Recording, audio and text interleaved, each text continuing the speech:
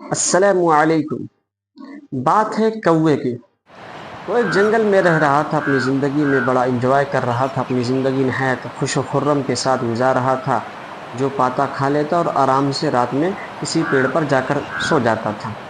ایک بار اس نے دیکھا کہ ایک سفید کبوتر آ رہا ہے، چونکہ کوے کا کلر آپ جانتے ہیں کالا کلوٹا کوا ہوتا ہے۔ جب اس سفید کبوتر کو دیکھا تو اس نے سمجھا کہ یہ سفید کبوتر مجھ سے زیادہ ہینڈسم ہے، خوبصورت، اور اپنی زندگی مجھ سے زیادہ انجوائے کرتا ہوگا۔ تو اس کبوتر کے پاس پہنچا اور اس کبوتر سے کہا کہ تم مجھ سے زیادہ خوبصورت ہو، اپنی زندگی مجھ سے زیادہ انجوائے کرتے ہو۔ تو اس کبوتر نے کہا کہ پہلے میں بھی یہی سوچتا تھا، لیکن جب میں نے ایک طوطے کو دیکھا اور اس کے رنگ برنگ کو میں نے دیکھا اور خوبصورت لگا، مجھ سے زیادہ خوبصورت وہ ہے۔ پھر یہ کوا گیا اس طوطے کے پاس اور اس طوطے کو کہا تم بہت زیادہ خوبصورت لگ رہے ہو، تم تو اپنی زندگی میں بہت زیادہ انجوائے کرتے ہوگے، خوش رہتے ہوگے۔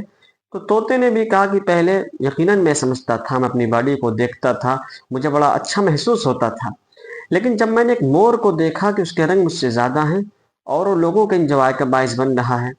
جب کوا گیا مور کے پاس، دیکھا کہ وہ پجڑے میں قید ہے، لوگ آ رہے ہیں اسے دیکھ رہے ہیں۔ کچھ دیر کے بعد جب کوا اس کے پاس گیا اور اس نے کہا کہ تم تو بہت خوبصورت لگ رہے ہو، فلاں ہیں ڈھکا ہے، کوے نے اس کی خوب تعریف کی۔ اس پر مور نے کہا کہ پہلے میں یہ سمجھتا تھا، لیکن دیکھ رہے ہو میں اسی باعث یہاں پر قید کر دیا گیا اور لوگوں کے لیے صرف تفریح کا سامان بن گیا۔ میں سوچتا ہوں کہ کوا سب سے بہتر ہے کہ وہ آزاد ہے، اسے نہ کوئی قید کرتا ہے، وہ جہاں چاہتا ہے جاتا ہے، اپنی زندگی میں انجوائے کرتا ہے۔ اس پر کوے نے کہا کہ بات تو تمہاری صحیح ہے، اپنی زندگی میں ہمیں انجوائے کرنا چاہیے، جو ہمیں ملے اسی میں خوش رہنا چاہیے۔ کہنے کہ تو یہ صرف فردی واقعہ، ایک مصنوعی واقعہ ہے، سمجھانے کے لیے آپ کو بتایا گیا، لیکن ہمارا حال کیا ہے، ہمارے سماج کا، ہماری سوسائٹی کا اور ہمارا کلچر بن گیا ہے کہ ہم اپنے سے اوپر والوں کو دیکھتے ہیں، کسی کے پاس گاڑی ہے، کسی کے پاس بنگلہ ہے، کسی کے پاس مال و جائیداد کا انبار، اور ہمارے پاس موٹر سائیکل ہے، اس پر خوش نہیں رہتے، اس پر ناشکری کرتے ہیں۔ حالانکہ آپ علیہ الصلوۃ والسلام نے فرمایا انظروا الی من اسفل منکم ولا تنظروا الی من هو فوقکم، کہ اپنے نیچے والے کو دیکھو اور اپنے اوپر والے کو مت دیکھو۔ اگر تم ایسا کرو گے تو اللہ تبارک و تعالیٰ کی نعمت کی ناقدری کرو گے۔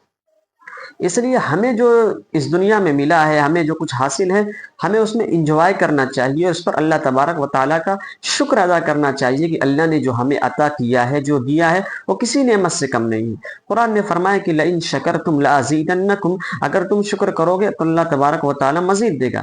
اس لیے شکر گزاری کرنی چاہیے اور شکر کے کلمات ادا کرنا چاہیے اور لوگوں کو شکر ادا کرنے کی ترغیب دلانی چاہیے۔ اللہ تبارک و تعالیٰ اس سے ہمارے مال میں بھی اضافہ کریں گے، ہماری جائیداد میں بھی اضافہ کریں گے اور ہماری مقبولیت میں بھی اضافہ کریں گے۔